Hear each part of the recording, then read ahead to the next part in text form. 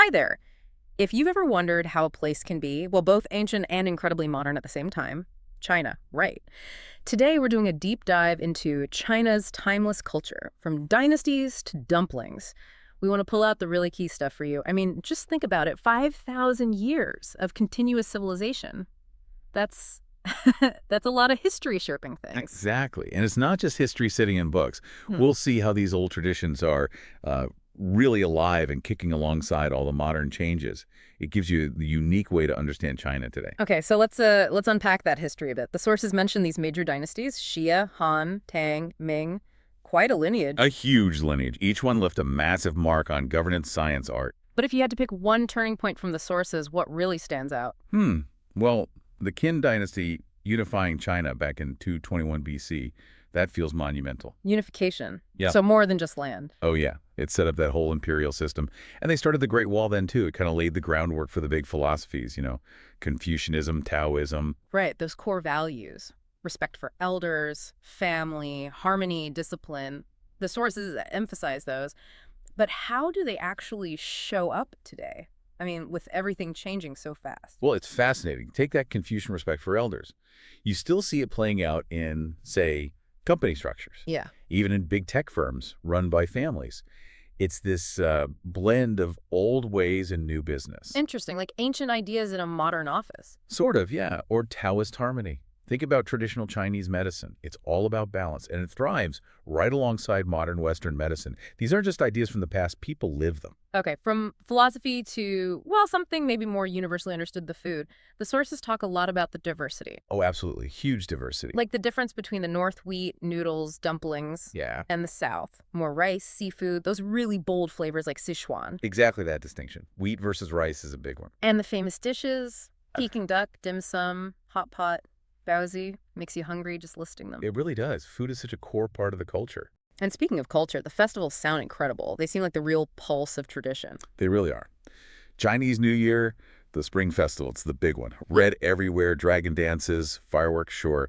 But it's fundamentally about family getting together, sweeping out the old year, welcoming the new. It sounds like a massive reset. It is. And then you have the Mid-Autumn Festival with the moon cakes, celebrating the full moon, family unity again. Mm. And the Dragon Boat Festival. Those boat races are intense. Plus, the zongzi, the sticky rice dumplings, each one tells a story. Stories and symbols. China seems full of powerful ones. Obviously, the Great Wall, everyone knows that.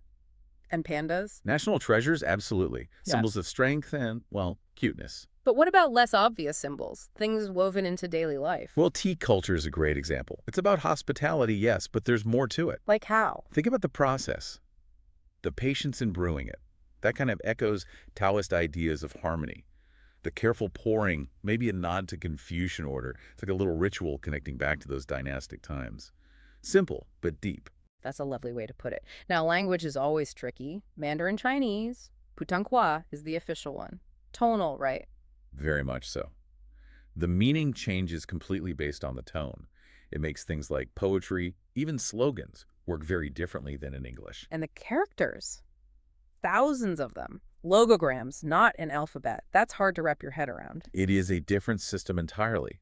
Unlike our letters that represent sounds, their characters often carry meaning visually, conceptually, So does that mean someone reading ancient texts? can potentially connect with the meaning more directly across time or even across different spoken dialects sometimes in a way our alphabet doesn't allow. It's a unique link to the past. So bringing this all together, how does this ancient foundation meet modern China? The sources paint a picture of, well, contrast. Definitely contrast. Yeah. You see these ultra-modern cities, Beijing, Shanghai, Yeah. with unbelievable skyscrapers, cutting-edge tech. Right next to ancient temples? Literally, Yeah. sometimes just blocks away. You might have someone working in a high-tech AI company who then goes to a temple for rituals that haven't changed in centuries. It's that blend, that living side by side of different eras. Quite the image. So, wrapping up our dive, we've touched on so much ancient philosophy, food, festivals, symbols, language, this modern blend.